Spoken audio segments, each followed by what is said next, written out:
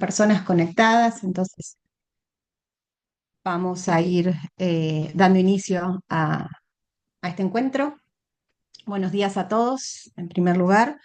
Como escucharon, este evento va a estar siendo grabado, después lo vamos a compartir no solamente en nuestro canal de YouTube, sino también eh, lo vamos a estar enviando por correo electrónico para aquellos que después lo quieran compartir o volver a ver.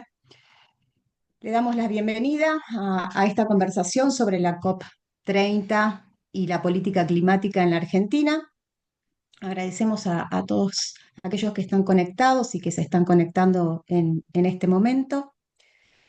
Este encuentro, este tipo de encuentros que venimos realizando junto a la Embajada Británica hace ya 4 años, iniciamos en el 2021, tiene la intención de generar este tipo de conversaciones en el marco de las conferencias de las partes de la Convención de Cambio Climático de Naciones Unidas. Y la idea es conversar con aquellos que están siguiendo las negociaciones climáticas dentro de la COP, pero también en un contexto más general de aquellos referentes o actores que hacen un seguimiento de la política climática o la ejecución de política climática también a nivel nacional y a nivel global. Hoy nos acompañan Mercedes Esperón, que es coordinadora de Cambio Climático y Energía de la Embajada Británica. La Embajada Británica nos viene acompañando en este tipo de eventos hace mucho tiempo. Les agradecemos por eso. Y en unos minutos también dará la bienvenida y dar algunas palabras de apertura. Y voy primero a presentar también a los panelistas que nos acompañan en esta ocasión. Agradecemos la presencia de Enrique Esteves, que sabemos que está en Belém, en la COP, que es ministro de Ambiente y Cambio Climático de la provincia de Santa Fe, que fue diputado nacional también por la provincia, concejal de la ciudad de Rosario, entre otras cosas. Muchas gracias, Enrique, por ofrecernos tu tiempo esta mañana. Elizabeth Mole, que es investigadora en Fundar, es investigadora y docente en la UNSAM. Es divulgadora de estos temas, tiene una newsletter que recomendamos, es consultora en temas de transición energética y desarrollo sostenible, entre otras cosas. Gracias, Elizabeth, por estar hoy con nosotros. Y por último, como representante de la casa, Juan Carlos Villalonga, que es asesor de clima y energía en el Círculo de Políticas Ambientales, es también presidente de Globe International y también fue diputado nacional, no por Santa Fe, a pesar de ser santafesino, sino por la ciudad de Buenos Aires, y fue presidente de la Agencia de Protección Ambiental de la ciudad de Buenos Aires. Eh, Habiendo presentado a los invitados, ahora sí, Mercedes, te cedo la palabra, agradeciéndoles nuevamente a vos en particular y a la Embajada Británica por acompañarnos todos los años en la organización de este evento. Bueno, muchas gracias María Eugenia por la presentación. Espero que, no estoy en Belén, estoy en Buenos Aires, pero con algunos problemas de conectividad. Espero que mientras les doy la bienvenida no caerme, es bastante irónico. Pero bueno, muy buenos días, es un gusto darles la bienvenida en nombre de la Embajada Británica en Buenos Aires. Nos reunimos en un momento decisivo para la acción climática global, 10 años después del Acuerdo de París. La comunidad internacional enfrenta la prueba de si realmente estamos cumpliendo nuestras promesas. Las negociaciones en Belén, como bien señalaba María Eugenia, ya han comenzado y te contamos con la suerte de tener tanto a Juan Carlos como a Enrique allí para comentarnos más sobre cómo viene avanzando la conversación, pero han comenzado en un contexto complejo. La confianza entre las partes sigue siendo baja, con preocupaciones, entre otras, sobre la disminución del liderazgo climático, la influencia de los combustibles fósiles y la reciente retirada de Estados Unidos del Acuerdo de París, que ha generado un efecto desalentador en la ambición global.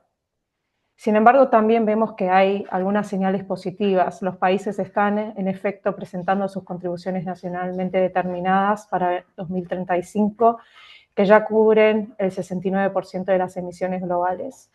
Esto demuestra que ciertamente la acción climática sigue en marcha aunque persiste una importante brecha entre la visión y la implementación. Es por esto que Brasil, como país anfitrión, ha enmarcado esta COP como un momento para cerrar esta brecha, con una fuerte énfasis en la implementación. Los países más vulnerables, incluidos los pequeños estados insulares y las naciones en desarrollo, han respaldado esta visión y, por tanto, la Agenda de Acción Climática busca acelerar la transición energética, proteger los bosques y la naturaleza y también escalar el financiamiento climático. El Reino Unido en particular llega a Belén con un compromiso claro: liderar la acción climática global. Hemos demostrado con hechos nuestra ambición. Nuestra NDC para 2035 establece la reducción de todas las emisiones de gases de efecto invernadero en al menos un 81% respecto a los niveles de 1990. Y el mensaje a la COP 30 es simple: trabajar juntos para enfrentar el cambio climático es el camino hacia empleos de calidad, la seguridad energética y el crecimiento económico. Permítame tomarme unos minutitos más para destacar las 5 áreas claves que el Reino Unido está impulsando en Belén. En primer lugar, como mencioné, cerrar la brecha de ambición para mantener vivo el objetivo de 1.5 grados y acelerar la implementación. Necesitamos una respuesta colectiva y en este sentido apoyamos plenamente los esfuerzos de Brasil para reformar la Agenda Global de Acción Climática y facilitar la cooperación internacional. Segundo, cumplir con el compromiso financiero, avanzando hacia la meta de $1.300 millones a 2035, con un enfoque especial en adaptación y en los países más vulnerables. Tercero, impulsar la transición energética. El Reino Unido ha realizado la mayor inversión en energía limpia en su historia y queremos acelerar este cambio a nivel global, incluyendo la reducción de contaminantes como el metano. Cuarto, proteger los bosques y la naturaleza, deteniendo la pérdida forestal y promoviendo mercados de carbono con integridad. Y quinto, fortalecer la resiliencia global con indicadores claros de adaptación y apoyo a los países que sufren pérdidas y daños, incluyendo el lanzamiento del Fondo para responder a pérdidas y daños.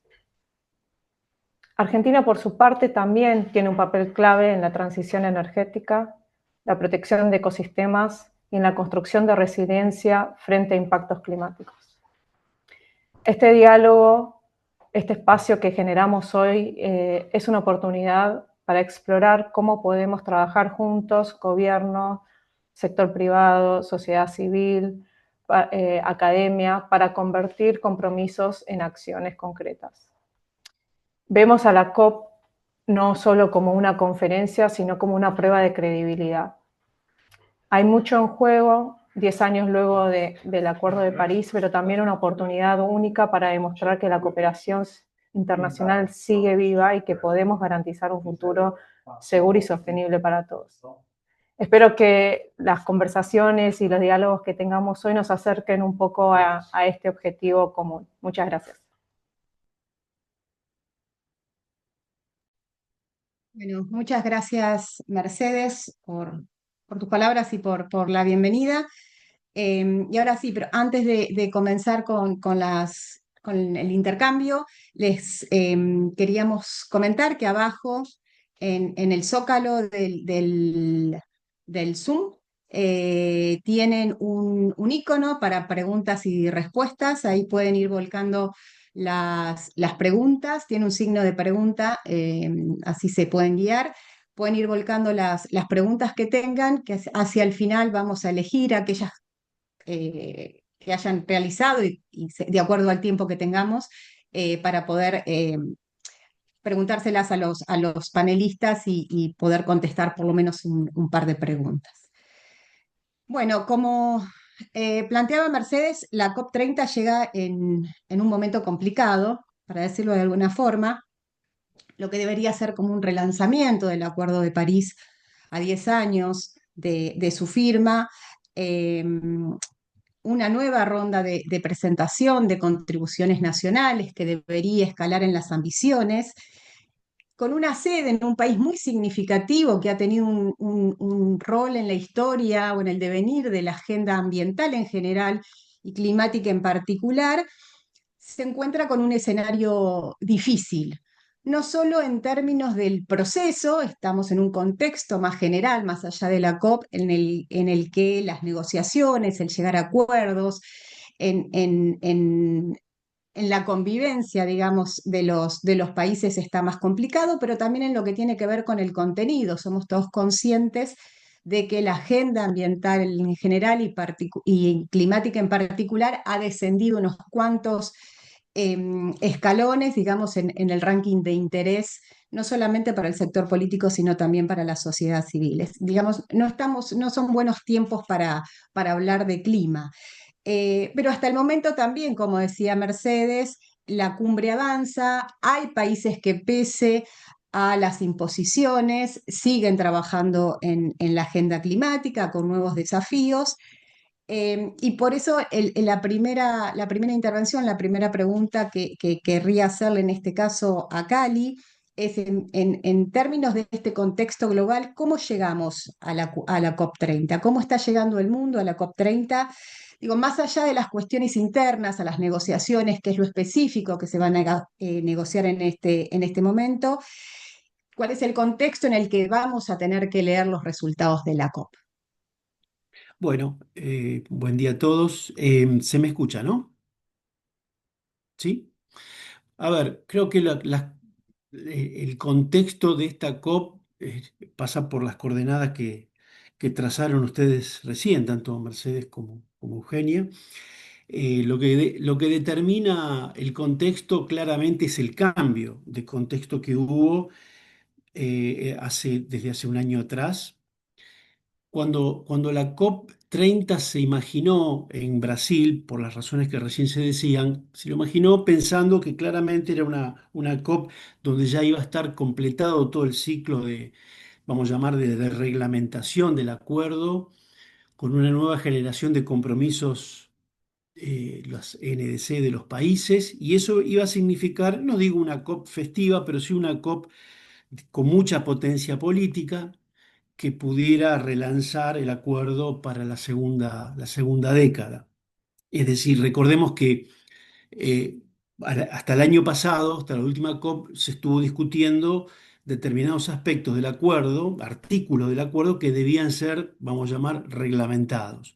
Hoy eso está completo, es decir, no hay en esta discusión acá en la COP30 nudos que haya que desatar respecto a la reglamentación. También el año pasado se completó el primer balance global acerca de cómo estamos, a dónde debiéramos ir y dónde estamos con los compromisos de los países, y hay una brecha inmensa, que es esto que mencionaba Mercedes, que es el objetivo de una nueva aproximación con las nuevas LDC. Bueno, todo eso era lo que se pensaba que iba a estar muy bien y robusto para esta COP, y dárselo a Brasil también tiene que ver con lo que decía Eugenia.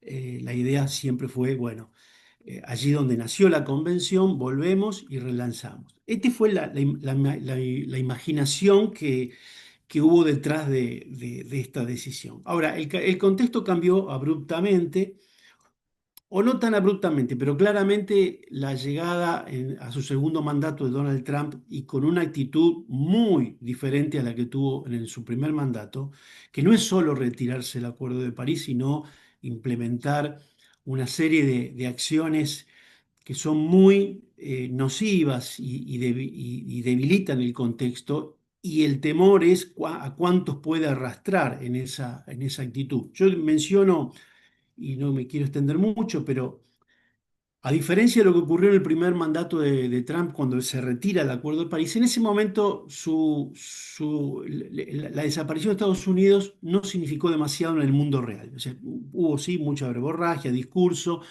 pero la prédica no tuvo mayor aceptación. El mundo de los negocios continuó de la misma manera. Los propios estados dentro de Estados Unidos siguieron con sus políticas y no impactó en el resto del mundo. Lo que ahora está pasando es que Donald Trump está con una actitud mucho más agresiva, y esto se puede ver Yo diría claramente se puede hablar de una actitud de intimidación hacia el sector privado. Lo comenzó a hacer desde la campaña y ahora lo está ejecutando tanto el sector financiero, el sector de la energía.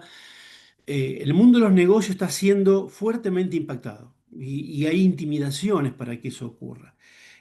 Por otro lado, hay una agresiva política de desfinanciamiento de todo lo que signifique ciencia climática. Es decir, los principales organismos que siguen la ciencia climática, el estado de la atmósfera, como el NOAA, NASA, etcétera, están siendo desfinanciados y eso afecta porque son parte del arsenal informativo que todos utilizamos. Y eso es muy importante. Y lo más relevante que hemos visto en los últimos meses es el despliegue de una presión diplomática fenomenal, donde ya hemos visto en distintos terrenos como revolea estos, los impuestos de importación, no me sale el nombre ahora, digamos, está presionando diplomáticamente a los países para que no se cuele, no permee la política climática en el mundo de los negocios. Y cuando digo esto, lo que quiero decir es que no permee en el mundo de los negocios cualquier tipo de tarifación del CO2. Si cualquier política climática de manera directa o indirecta termina poniéndole un valor a las emisiones de CO2. Y es allí donde está atacando, es así como vimos cómo desbarrancó la reunión de la Organización Marítima Internacional, ahora lo está haciendo en el mundo de las corporaciones europeas, pero lo viene haciendo en distintos terrenos. Entonces, esto, claro, ya es un contexto distinto y está arrastrar a algunos países. Último lo que digo, nuevamente se puede ver algo que ya había desaparecido, que el lobby de los combustibles fósiles comienza a estar envalentonado y otra vez es un actor relevante en esta discusión. Los países petroleros y las corporaciones, algo que estaba totalmente superado hasta hace 2 años atrás.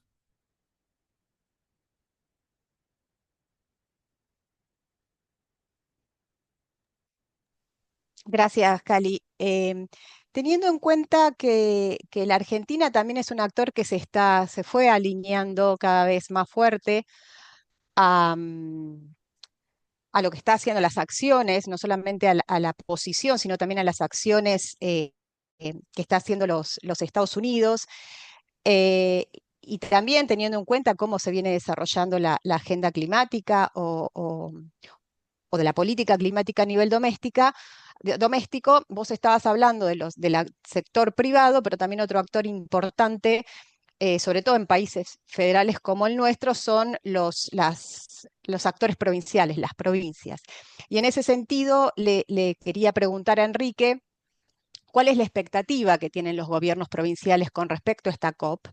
De Santa Fe en particular, claramente, pero también si podés extenderlo también al resto de las provincias en aquello que puedas y sepas. ¿Y cuál es la agenda que ustedes están llevando a esta COP?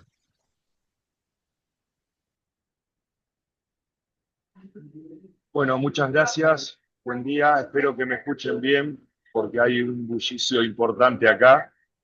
En primer término, agradecer, por supuesto, el Círculo de Políticas Ambientales, a la Embajada por esta convocatoria que es tan importante.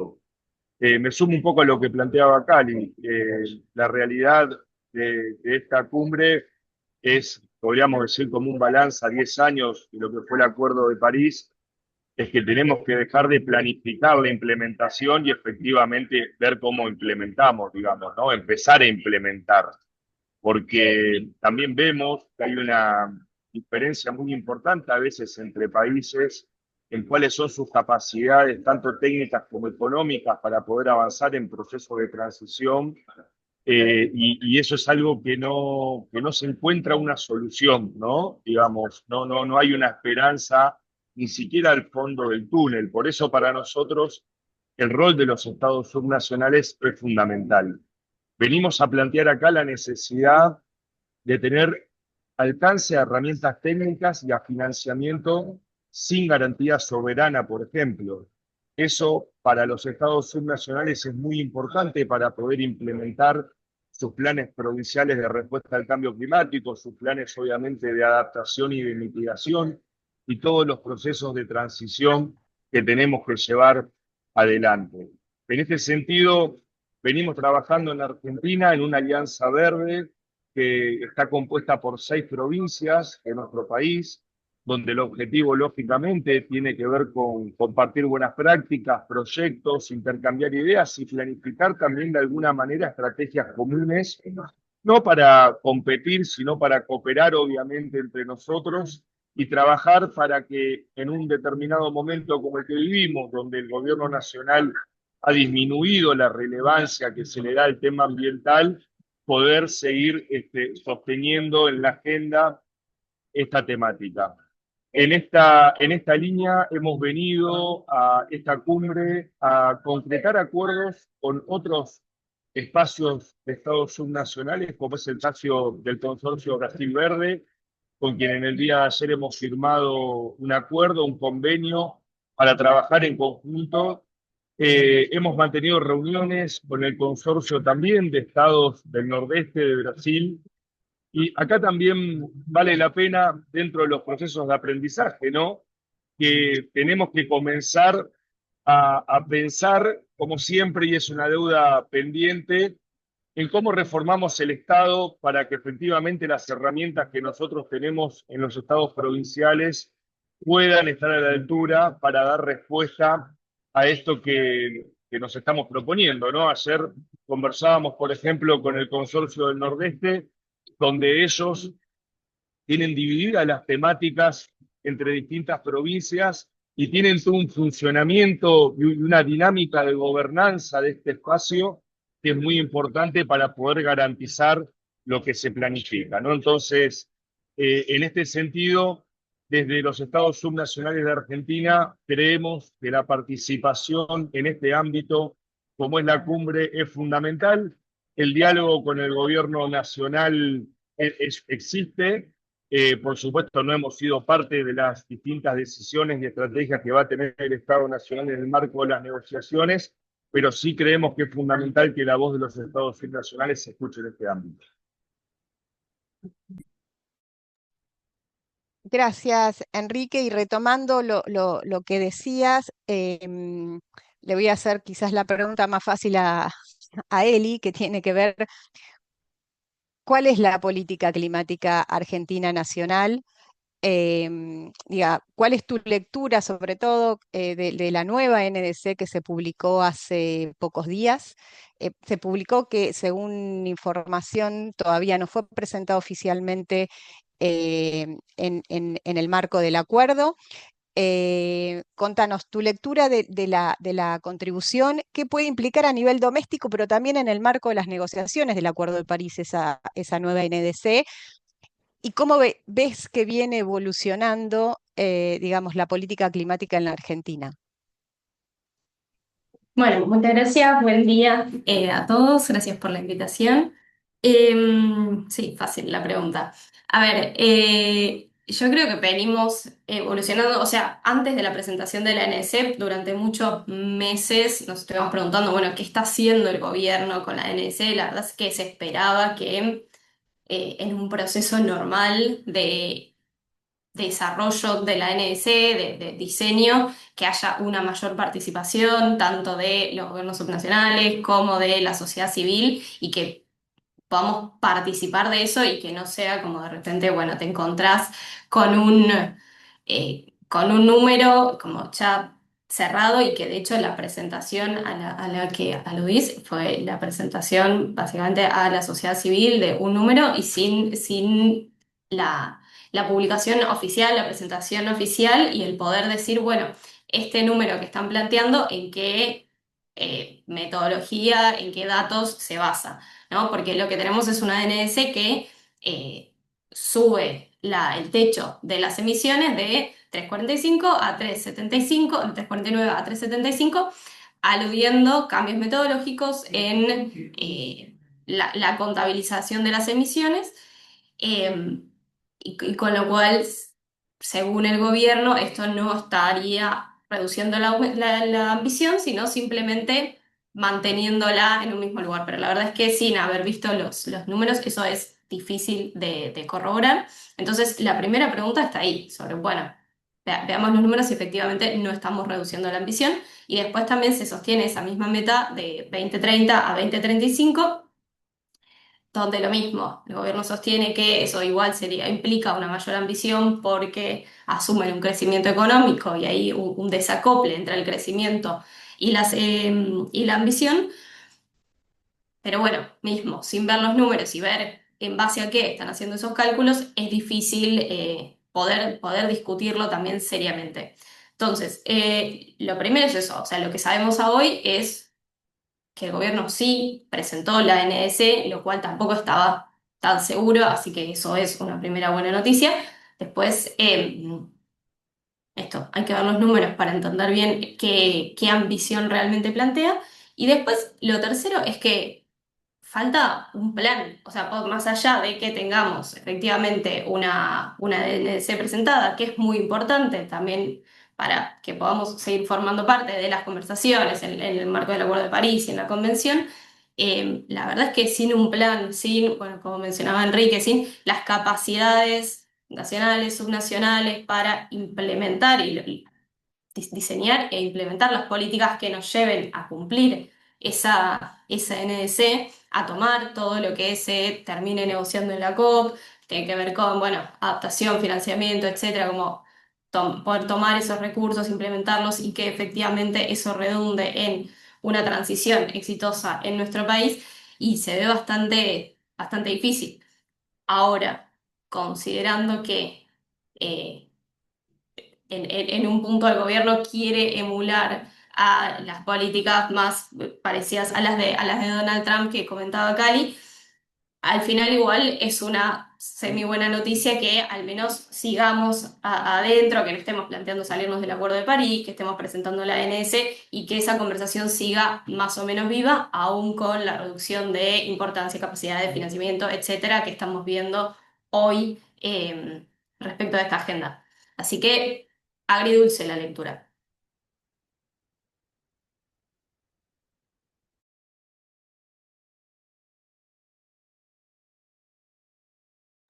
Euge, estás muteada. Ahí estoy. Gracias, Eli. Decía, y retomando lo que vos planteabas, Cali, si vos querés agregar algo más de la NDC, porque hay una cuestión que vos habías mencionado que tiene que ver con un cambio, digamos, en la postura de la Argentina con respecto al respeto de las normas, digamos, implícitas del Acuerdo de París, que se basa claramente en el control de pares y en la reputación de los actores al presentar sus NDC. Si existe algún costo para la Argentina por esta modificación, este cambio de metodología, pero además si la reputación hoy que sustenta el Acuerdo de París, hoy es un valor a nivel internacional, si sigue siendo un valor, y paralelamente a eso, hay otro actor que es importante, que después también lo voy a retomar, sobre todo en la Argentina, que es quien generalmente genera la base de las políticas públicas, que es el Congreso de la Nación. La mayoría de las normas que aparecen uno cuando los ve en los planes que presenta la Argentina son leyes sobre todo de presupuestos mínimos o leyes en materia energética que surgieron del debate parlamentario. ¿Cuál es el trabajo que están haciendo o impulsando desde GLOB? GLOB, recordemos que es una organización internacional que agrupa a parlamentarios de todo el mundo que trabajan por el cambio climático. ¿Cuál es la agenda de ustedes en la COP? Bueno, son muchas cosas.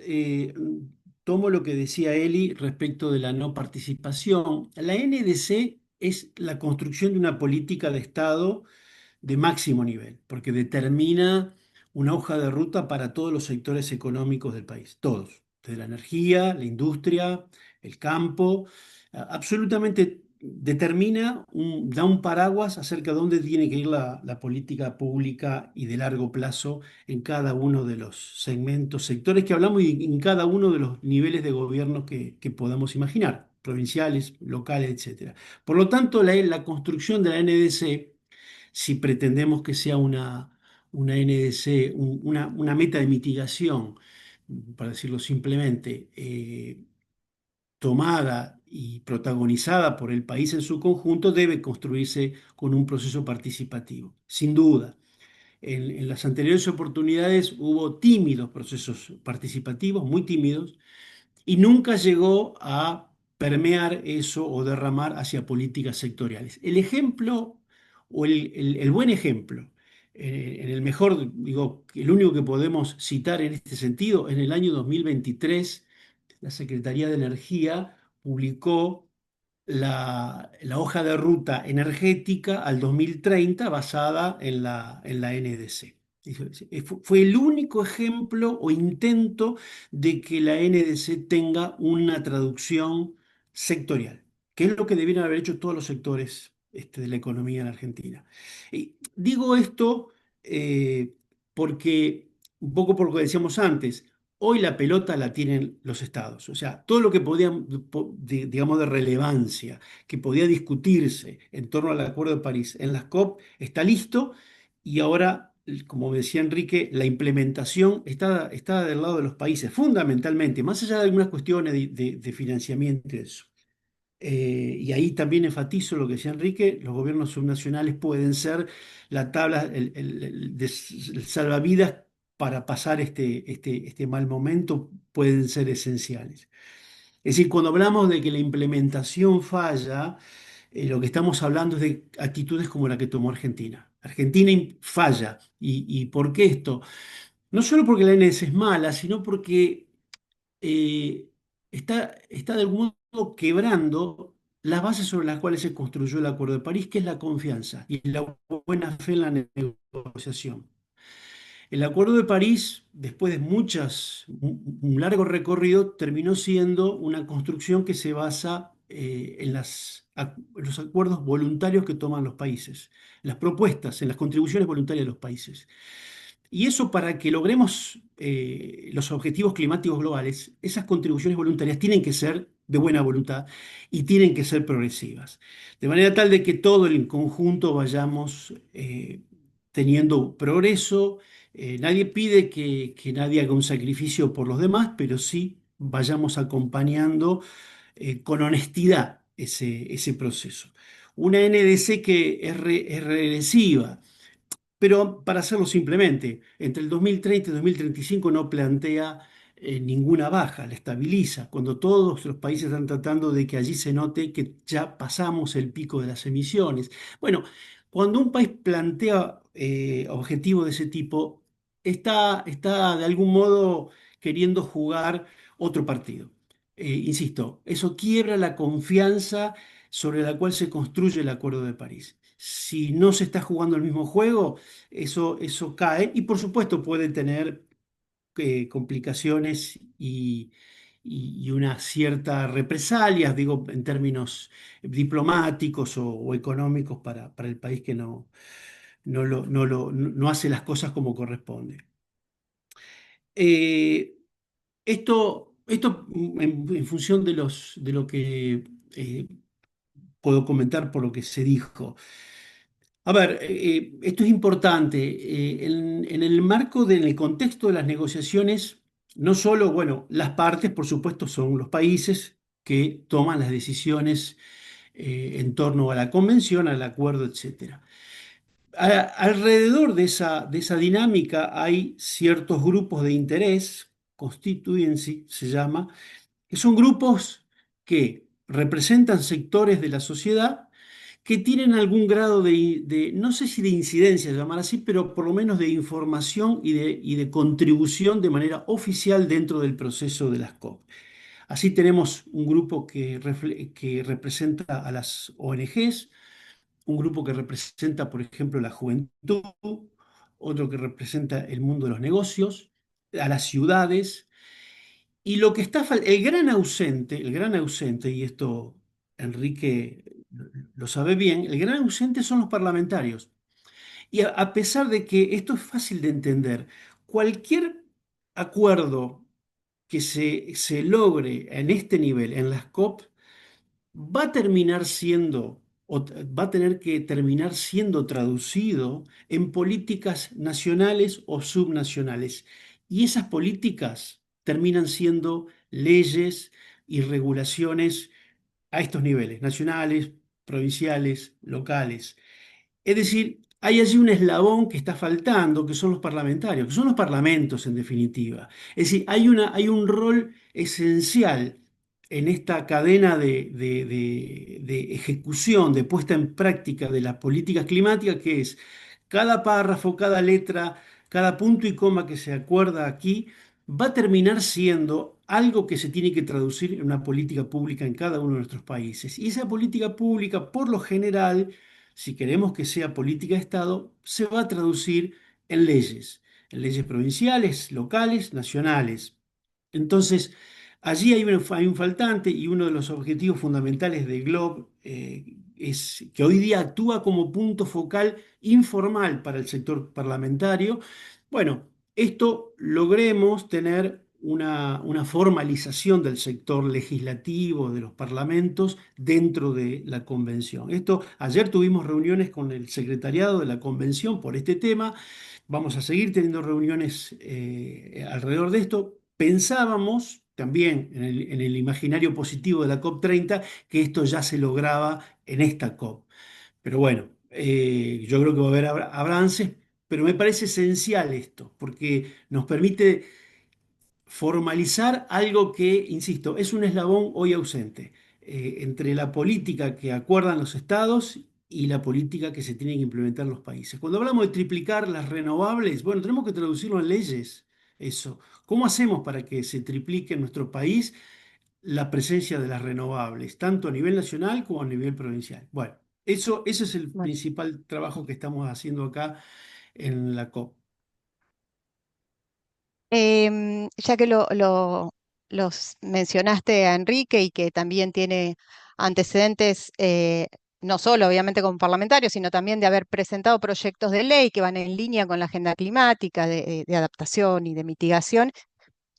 Si querés agregar algo, Enrique, con respecto al rol de los parlamentos, a cómo ves que va evolucionando o involucionando el rol del Parlamento a nivel nacional, pero también para agregar, en los últimos 2 años, y debido a una nueva relación entre el gobierno nacional con las provincias, el federalismo, el rol de los gobernadores ha tomado otra dimensión, muchas veces alrededor de conflictos que no tienen que ver con lo ambiental o lo climático necesariamente, pero el federalismo surge nuevamente con fuerza y como una variable de relevancia a la hora de pensar una política climática federal, sobre todo cuando, como vos comentabas, en este proceso, por lo menos de la NDC, no fueron consultados, cuál es la potencialidad del federalismo y si se está trabajando, se piensa de alguna forma cómo incidir colectivamente todas las provincias, más allá de una en particular,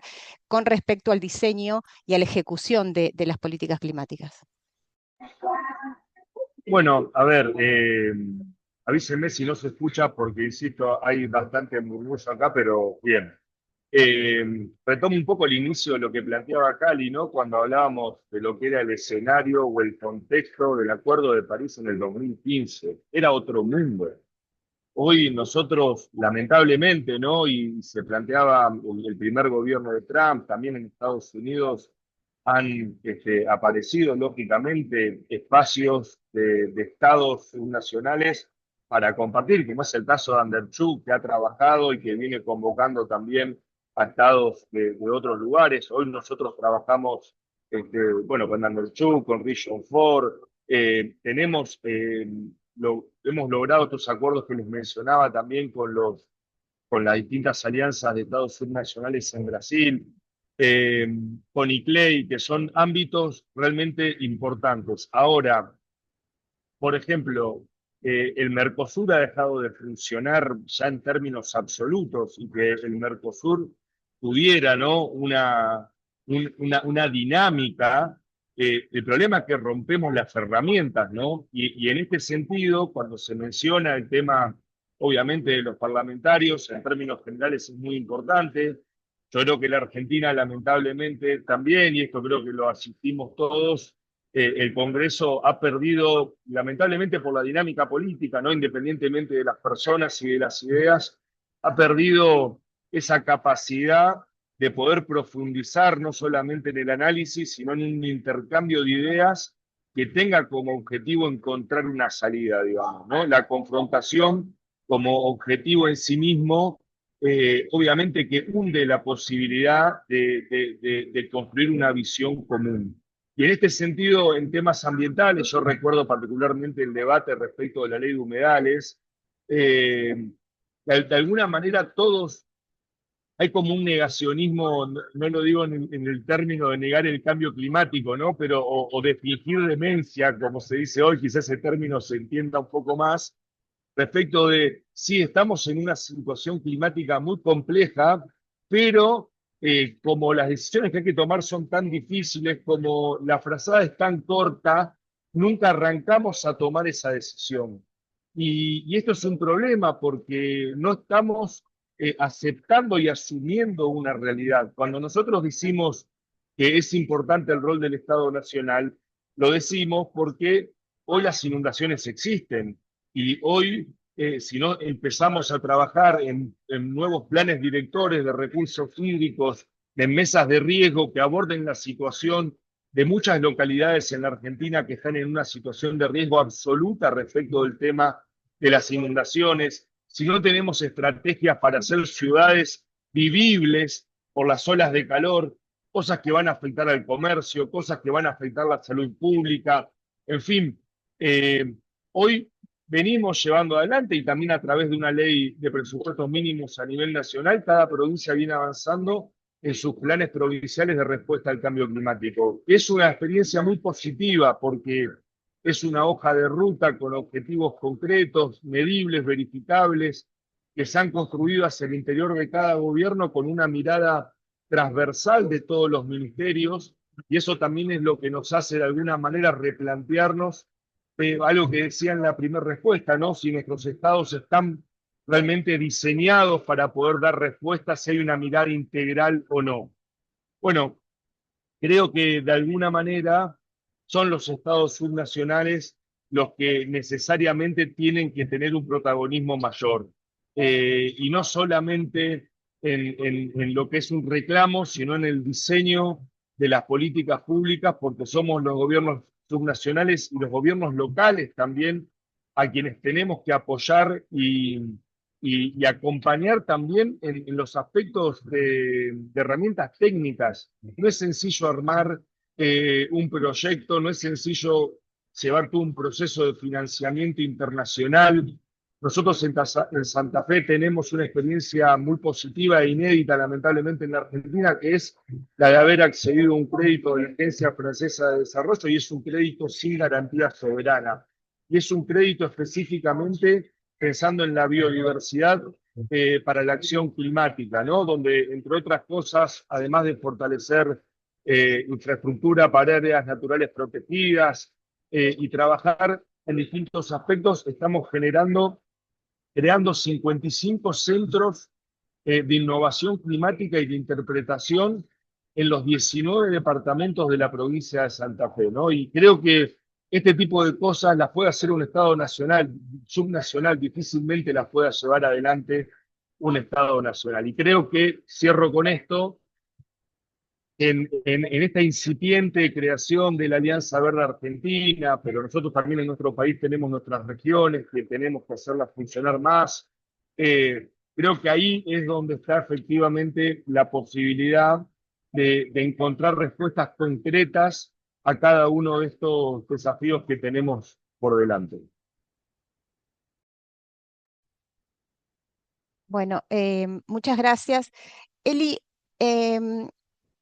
Enrique hablaba de los, básicamente también de impactos en los que tienen que enfrentar los gobiernos provinciales o los gobiernos locales con respecto al cambio climático, en términos no solamente de impactos ambientales, sino también de comercio, etcétera. ¿Qué oportunidades se pierde la Argentina al no tener una política climática vinculada a un plan de desarrollo? Em, decir, en el contexto actual lo que tenemos es una política más vinculada al negacionismo y a una excisión extrema, pero también venimos de etapas anteriores donde nos corrían en forma paralela. ¿Qué se está perdiendo? Qué se perdió y qué está perdiendo la Argentina por no poder vincular estas dos dimensiones dentro de un proyecto de desarrollo? Sí, ahí me gusta ordenar como el riesgo que genera el cambio climático en dos dimensiones, los riesgos físicos, que son los que todos conocemos, ¿no? Como, bueno, las que mencionaba Enrique, inundaciones, incendios, etcétera, son el impacto directo de los efectos del cambio climático generan riesgos para las personas y las actividades productivas. Eso más o menos lo tenemos mapeado. De ahí a que implementemos las políticas adecuadas, que el Estado Nacional, subnacional y las ciudades tengan las capacidades para accionar, para construir infraestructura verde, etcétera. Es un largo camino, pero bueno, eso más o menos lo tenemos todos en mente. Y después está toda esta otra dimensión que vos hacías alusión, que tiene que ver con los riesgos de transición, que ¿qué son? Que es como los cambios que ya están sucediendo, que no es como, bueno, el futuro que van a pasar en un par de años, sino eh, los cambios en las economías que ya están sucediendo por la transición a que nos lleva a ser el cambio climático. Que estos son, por un lado, cambios en las regulaciones comerciales, ¿no? Como esto que va a eventualmente el año que viene empezar a hacer la Unión Europea de prohibir la importación de productos vinculados a la deforestación o cobrar la diferencia de emisiones para proteger la descarbonización de las industrias locales. Em, y eso también es, bueno, todos los cambios tecnológicos que se vienen a partir de la búsqueda de la carbono neutralidad. Que esto es, por ejemplo, algo que vemos muy claramente en Argentina, nosotros tenemos una industria automotriz muy importante, que en la medida en la que no tengamos un plan de transición y de cómo vamos a reconvertir esa industria automotriz tradicional a vehículos híbridos o vehículos eléctricos, eventualmente más temprano que tarde va a ser obsoleta esa industria. Y sin un plan, digo, y ahí hay obviamente una dinámica que se da a nivel empresa con las decisiones de cada compañía y sus casas matrices, etcétera, pero después también hay un plan eh, que tiene que tener el gobierno nacional de, bueno, cómo vamos a hacer con la industria automotriz y con la movilidad en sí. Hubo ahí una serie de leyes presentadas en el Congreso, también como volviendo a esto de la importancia de las políticas públicas y de los legisladores y del Congreso Nacional para definir esos caminos, que además cuando decimos, bueno, la importancia de los gobiernos nacionales, hay mucho que pueden hacer y mucho que tienen que hacer, pero hay otras cosas que, digo, no puede una provincia planificar la transición a la electromovilidad. Eso tiene que ser una política nacional y digo más, una política incluso regional en su forma más virtuosa, ¿no? O sea, hoy nuestra industria automotriz funciona bastante en tándem con Brasil. Sería ideal que siga funcionando así porque nuestro mercado es muy pequeño para una gran industria.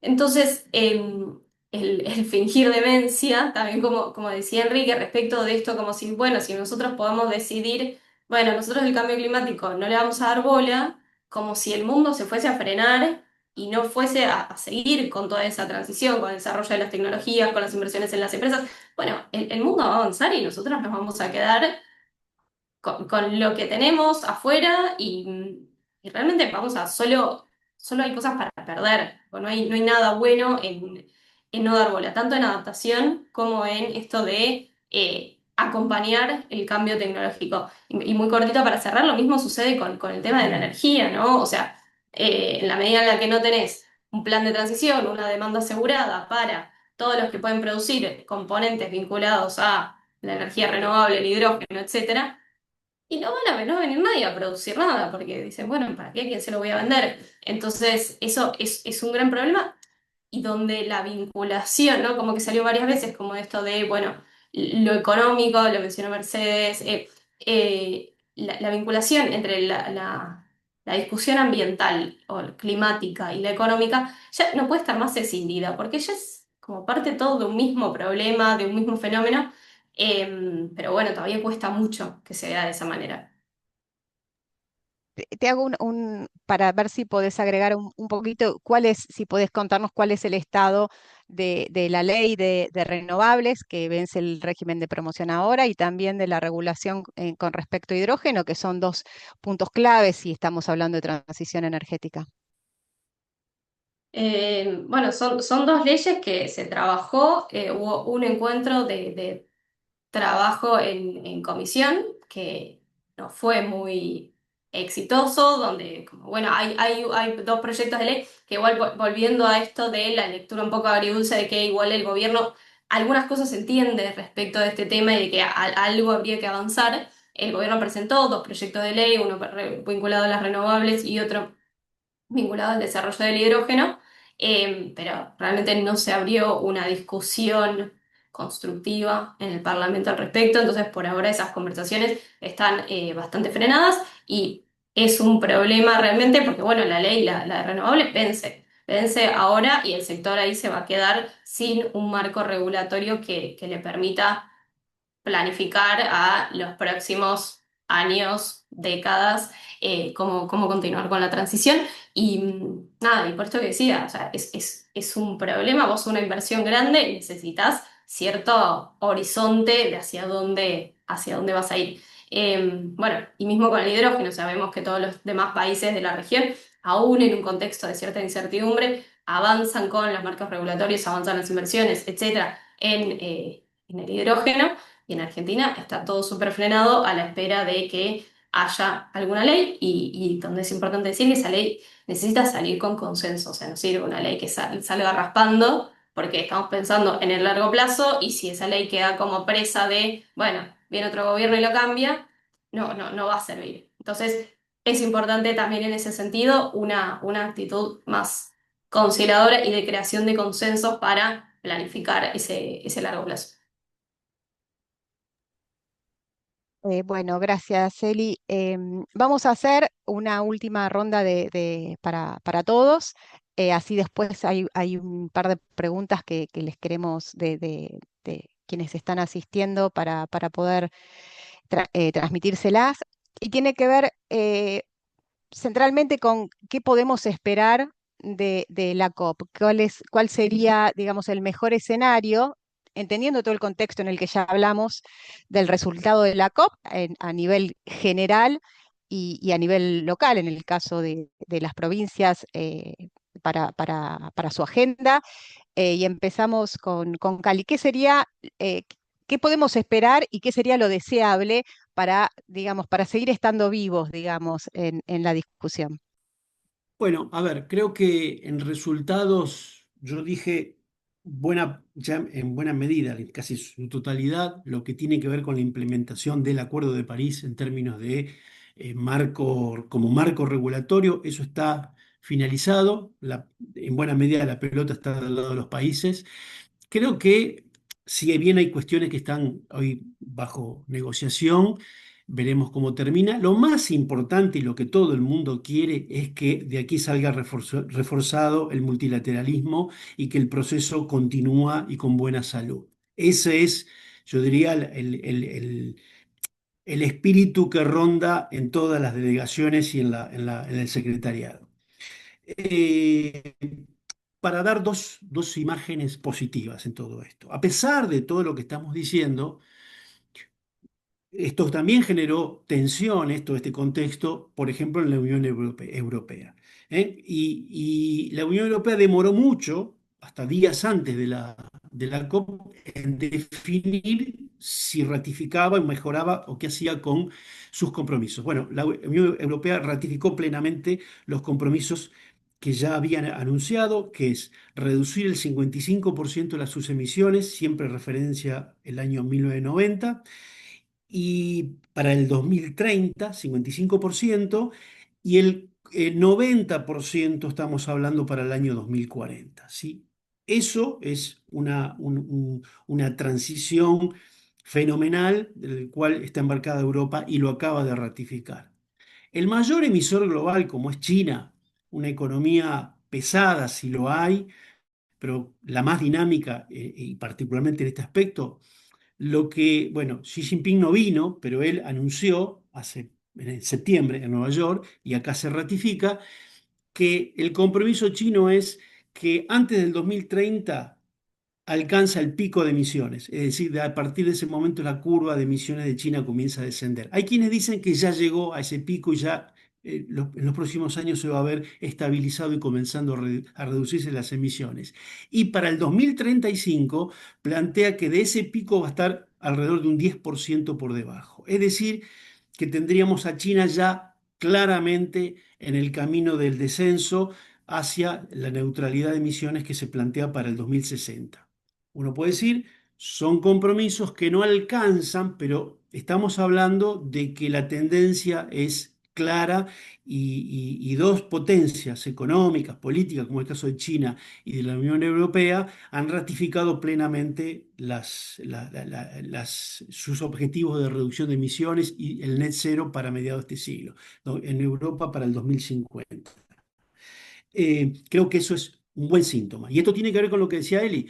El gran proyecto de desarrollo industrial para este siglo es la transición. Entonces, el costo no hay ningún costo positivo en quedarse afuera.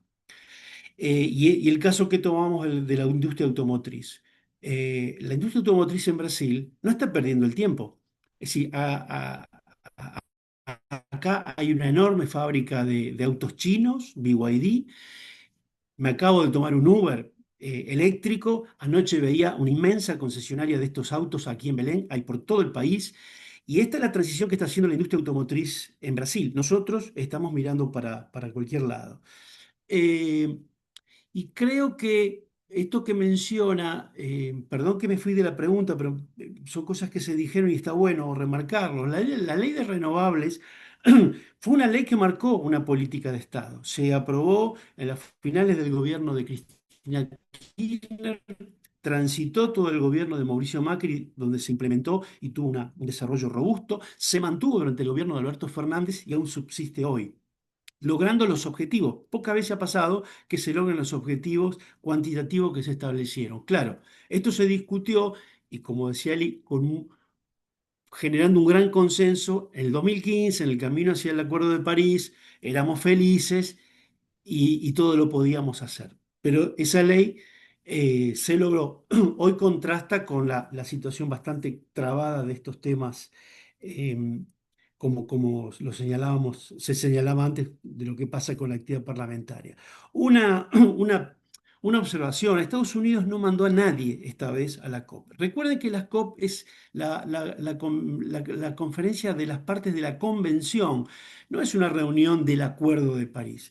Es decir, el Acuerdo de París, las reuniones del Acuerdo de París están montadas sobre la COP, pero aun cuando se había ido del Acuerdo de París o antes, cuando se había ido del Protocolo de Kioto, Estados Unidos continúa su presencia porque hay un montón de temas que tienen que ver con la convención. Bueno, esta vez directamente no participó.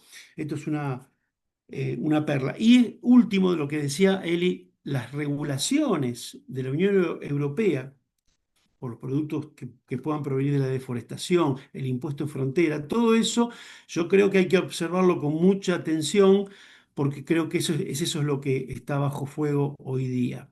Y ahora sí, resultados. Yo creo que el resultado es el multilateralismo, reforzarlo. No va a haber grandes decisiones. En tema de financiamiento, último, ya cierro. Financiamiento, Lula está planteando un fondo específico para los bosques tropicales.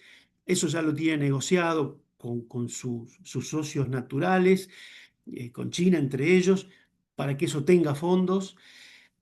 No creo que haya mucho más. El financiamiento está complicado. Por esto que digo, hoy el financiamiento está siendo restringido por Estados Unidos. Europa está muy complicada para poder para seguir aumentando los presupuestos para el financiamiento internacional, para la cooperación, por todas las razones que ya mencioné, más la guerra, más todas las situaciones que se están viviendo.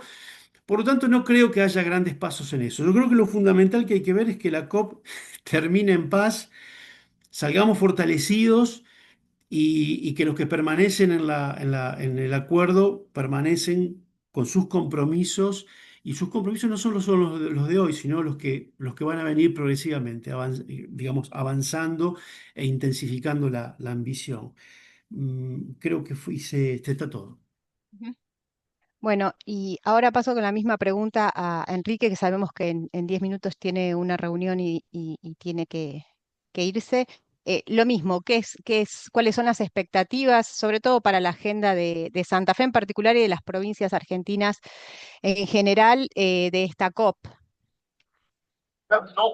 Bueno, vamos a coincidir con Cali en que hay que tener expectativas moderadas, ¿no? Porque realmente el debate del financiamiento es lo que está trabado y sin un financiamiento real, el resto de las discusiones es como que quedan en el aire, en una teoría.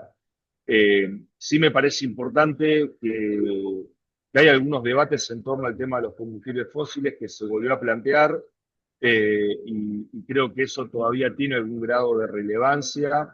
Y después, para nosotros, no solamente como provincia de Santa Fe, me atrevo a hablar por las otras provincias que estamos participando acá, esta cumbre es importante y nosotros venimos teniendo esta estrategia de trabajar y de vincularnos con los estados subnacionales.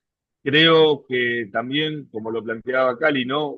La idea del multilateralismo es fundamental en un mundo que descree y trata de hundir ese multilateralismo. Entonces, para nosotros, como provincias argentinas, poder haber firmado un convenio con el consorcio Brasil Verde, desde el que venimos trabajando hace bastante tiempo, entablar discusiones y reuniones con el consorcio del Nordeste, vincularnos también con otros gobiernos subnacionales de otros países, como es el caso de Colombia, de Chile, de Perú, para hablar sobre cuestiones concretas. Bueno, sin duda es muy auspicioso, muy importante y eleva también el nivel de discusión que tenemos hacia dentro de la Argentina. Gracias, Enrique. Y para finalizar, Eli, lo mismo, ¿qué podemos esperar y cuál sería, digamos, lo esperable y lo ideal al finalizar esta nueva conferencia? Bueno, lo primero, reforzar un poco lo que decían Cali y Enrique, como para caracterizar un poco este momento. A mí me gusta decirle de como de transición intermedia, donde como, bueno, empieza a crecer mucho la economía verde, los actores de la economía verde, pero todavía todo lo que es la salida de los combustibles fósiles, bueno, está en tensión. O sea, algo de eso sucede, pero está en tensión. Y justamente también el hecho de que estemos viviendo todas estas tensiones y estos idas y vueltas y esta gran incertidumbre, también da cuenta de lo relevante que es el proceso, ¿no? Como si fuese tan fácil, sería porque había menos en juego o porque nuestra agenda sería menos relevante. Entonces, si bien obviamente son momentos muy difíciles, también celebrar que en este contexto y con todo lo que está en juego, de todas formas la COP está ocurriendo con bastante relevancia, digo, no es una COP que está pasando desapercibida y eso, desde el vamos, ya me parece importante y que pueda como marcar el camino de que la dirección sigue siendo la misma, que pese a las tensiones, pese a Trump, pese al lobby de los fósiles, el mundo tiene claridad y certeza de que el rumbo sigue siendo el establecido en el Acuerdo de París y como seguiremos yendo hacia allá. Justo ayer estaba escuchando un podcast donde la entrevistaban a Marina Silva, la ministra de Ambiente de Brasil, que decía, bueno, cuando me preguntas si soy optimista o pesimista, a mí me gusta responder que soy persistente y creo que es un poco eso, esta COP, ¿no? Como decir, seguimos yendo hacia allá, cueste lo que cueste y con las herramientas que tengamos. Y en ese sentido hay como, bueno, muchas cosas después más particulares que se están discutiendo, una hoja de ruta para la salida de los combustibles fósiles, el fondo de la Amazonía de Lula, cuestiones sobre el financiamiento, cuestiones sobre cómo medir el progreso en adaptación, que son todos como, bueno, hitos más pequeños respecto de, bueno, el gran acuerdo que es la COP y que obviamente esos pequeños triunfos también van a dar cuenta de, bueno, qué tan vivo sigue estando el multilateralismo, pero yo creo que en sí mismo ya el hecho de la potencia que está teniendo esta COP es importante para mantener viva la agenda y mantener claro el rumbo hacia dónde vamos. Bueno, muchas gracias a los tres de nuevo. Hay una serie de preguntas. Enrique, sabemos que tenés que irte en minutos. Cuando tengas que irte, eh, hacerlo nomás, no hay problema. Vamos a tratar de avanzar en tres preguntas, así luego ya cerramos el evento. La primera pregunta es, la toma quien quiera. ¿Qué posibilidades creen que habría de generar desde el Congreso una ley de presupuestos mínimos para la presentación de próximas NDC en el marco del Acuerdo de París, que incluya parámetros, requisitos mínimos en cuanto a metas sectoriales, etcétera? Yo no recuerdo exactamente qué decía la ley de cambio climático al respecto, pero creo que señalaba que había un proceso participativo, pero la verdad no recuerdo el contenido. Si no lo tuviera, a ver, debe estar. Perdóname, supongo que se refieren porque la ley, por ejemplo, la ley de cambio climático de Chile está mucho más vinculada al desarrollo y al diseño de la NS que la Argentina. La Argentina ni siquiera Sí, no la claro. menciona, digamos. Bueno, Supongo que viene por ahí la pregunta. la tarea allí es que esa ley tiene que tener claramente definido, o por lo mejor posible, un proceso de construcción de las NDC. Y los resultados de las NDC deben ser parte de esa ley. Porque ese es el mandato que, a ver, yo daba el ejemplo de la ley de renovables, atravesó 4 gobiernos y las metas se mantuvieron y cada uno aplicó una política distinta, pero con un norte. Bueno, acá tiene que pasar lo mismo. Esto trasciende una administración, otra y otra. Entonces, esos objetivos tienen que estar trazados a través en una ley. Creo que el caso de Chile apunta a eso. Entonces, eso es lo faltante, es cierto, lo recuerdo, eso es lo faltante en la ley de presupuestos mínimos de cambio climático, que quedó solo en la parte más enunciativa y los planes provinciales. Pero tiene que estar claro que el Congreso debe hacer de la NDC un instrumento legalmente vinculante para los gobiernos. Si alguno quiere sumar algo más, si no paso a la próxima pregunta. Ok.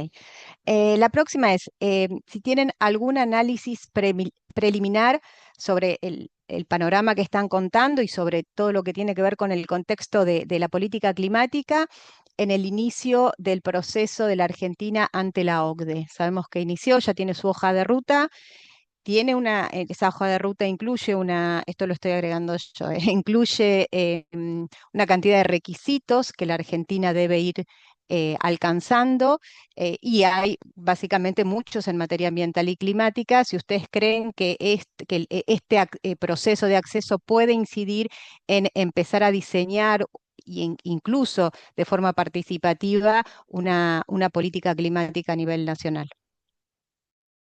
Yo sumar algo, o sea, ustedes son más especialistas en el tema de la OCDE, pero sí, vinculando con algo que decía Enrique, de la importancia para llevar ese proceso adelante, uno necesita capacidades estatales que puedan llevar adelante esos procesos, digo, y ahí en la degradación creciente y en la salida de personal con años de trayectoria dentro de la administración pública.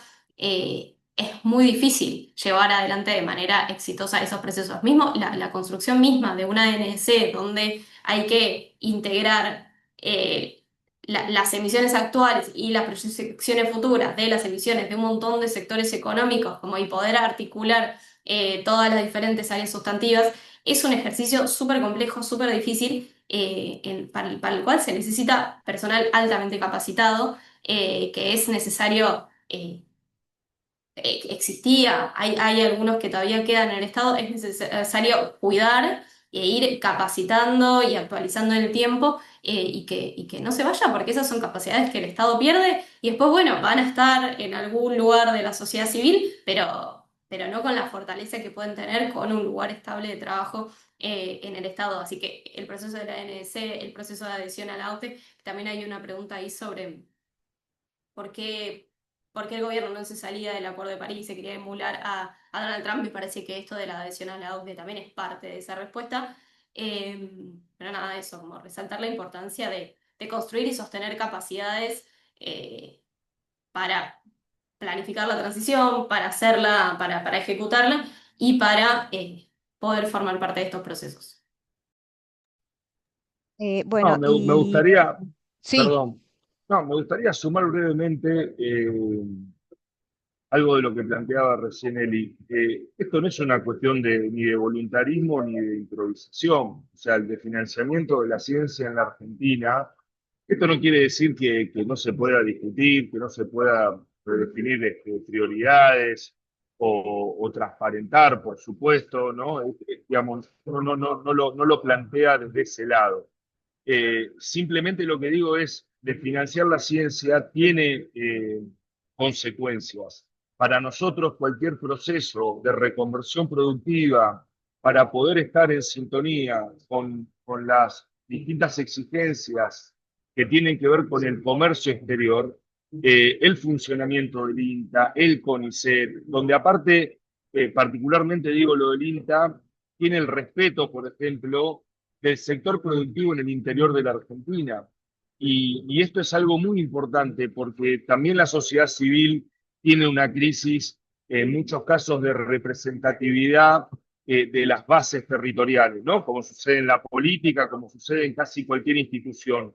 Hoy llevar adelante una estrategia no puede ser encerrado en una oficina con una idea de un funcionario en cuatro paredes, digamos. Hay que tener una construcción desde abajo hacia arriba para que eso pueda ser, para que eso pueda tener escala y tener sentido, ¿no? Entonces, si no, nos quedamos como en expresiones de deseo y en títulos de programas, pero que después en la práctica no le llegan a la persona que es la que tiene que llevar adelante esto, ¿no? Y esto nos sucede con la ley de bosques, nos sucede con el manejo de los recursos hídricos, bueno, en fin, con el tema de la sequía, por supuesto que necesitamos repensar cómo implementamos esto. Y creo en ese sentido que hay veces que el gobierno, el Estado nacional queda muy lejos de esa realidad territorial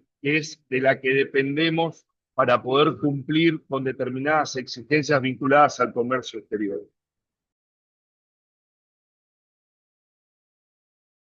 Bueno, muchas gracias y vamos con la última. Voy a juntar dos preguntas. Em, ¿Creen que podría impulsarse en el país o en la región un lobby de empresas interesadas en combatir el cambio climático? Creo que es importante lograr consensos no solamente entre estados, sino lograr consensos entre empresas. Y sumo a eso, ¿qué sectores económicos del país cree que son los que se pueden adaptar más fácilmente a las políticas ambientales internacionales?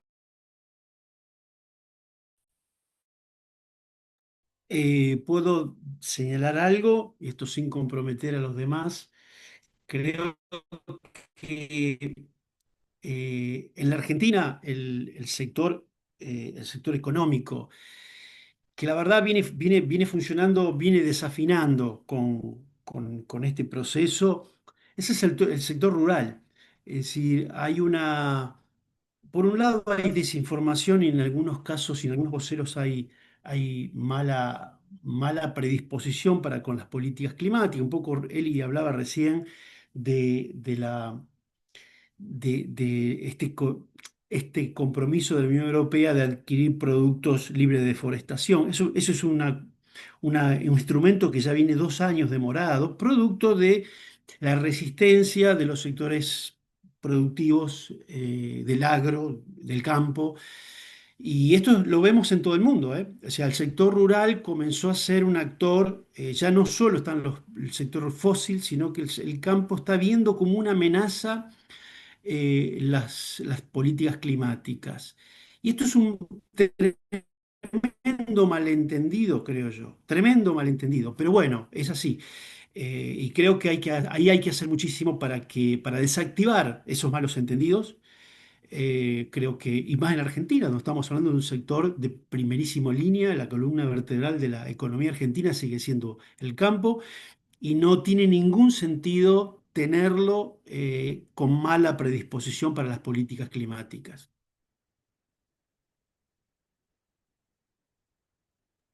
Sí, Enrique. Me sumo a lo de Cali. Y lo veo mucho en la provincia de Santa Fe en distintos temas. Obviamente todo el sector vinculado, digamos, a la agricultura y a la ganadería, lamentablemente ahí nos falta sobre todo concientización. Por ejemplo, ¿no? Y del Estado, por lo menos santafesino, y un poco lo que discutimos con las otras provincias es ver cómo podemos evitar destinar energía a esa falsa dicotomía entre producción y cuidado del ambiente, ¿no? Es decir, estamos gastando energía y estamos gastando tiempo que es extremadamente valioso.